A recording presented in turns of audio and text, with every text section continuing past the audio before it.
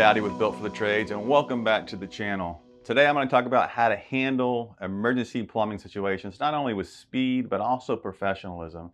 And I'm going to talk to you about it at a owner or manager level. How to handle your mindset, how to prepare your team, how to be the most effective 24-hour service company that you can be. Once again, at Built for the Trades, we offer training and coaching to help you grow your leadership, because we know that if you can grow your leadership, the people around you will grow. And if you can grow leaders, you're going to build that self-operating business that allows you to spend more time with your family and love what you do. Today, we're going to talk about this mindset. I'm also going to give you a 10-step checklist to be able to download and just kind of check in with your company and just make sure that you are shoring up all the areas to offer the best service after hours to your customer.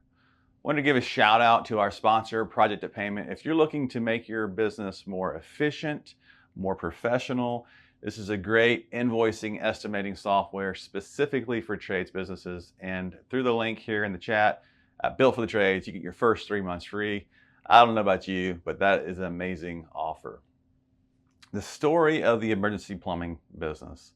I'll just tell you my story in my plumbing business. I'm blowing and I'm going. I look over to my left and I realize that Bob's Plumbing down the street is now offering 24-hour service. Look over to my right and realize that Jim's Plumbing down the street is also offering 24-hour service. So what do? I look at my competitors and I decide, you know what? Maybe I should offer that, because I might be losing customers after hours to these companies. But when I started to offer it, my heart really wasn't in it. I really disliked having to work 24/7. I wanted to be at home and spend time with my family. So I was very middle of the road. And what happened was, when customers called after hours, sometimes we answered, sometimes we didn't. If our technicians finally went out, they usually didn't want to be there and they weren't very professional. So in the long run, being a middle of the road 24-hour service company ended up hurting me. My customers lost trust in me and they ended up going to my competitors. It wasn't until I really realized who I was and owned it that I decided to not be a 24-hour company. I'm not trying to encourage you to not be one, but I'm here to tell you, you can be successful offering 24-hour service and you can be successful not offering 24-hour service. Don't do it just because your competitors do it. Do it because you love it and you want to offer that service to your customer. So let's talk about mindset. First and foremost, that's the first thing. I want you to reframe your mindset. If you see the 24-hour service that you offer as an inconvenience to your life, then your entire team is going to see it as an inconvenience to their life. So as the owner or manager, the first thing you need to do is say, I get to do this. I don't have to do this. I get to serve my customers. I don't have to serve my customers. You're here. You offer it. Own it.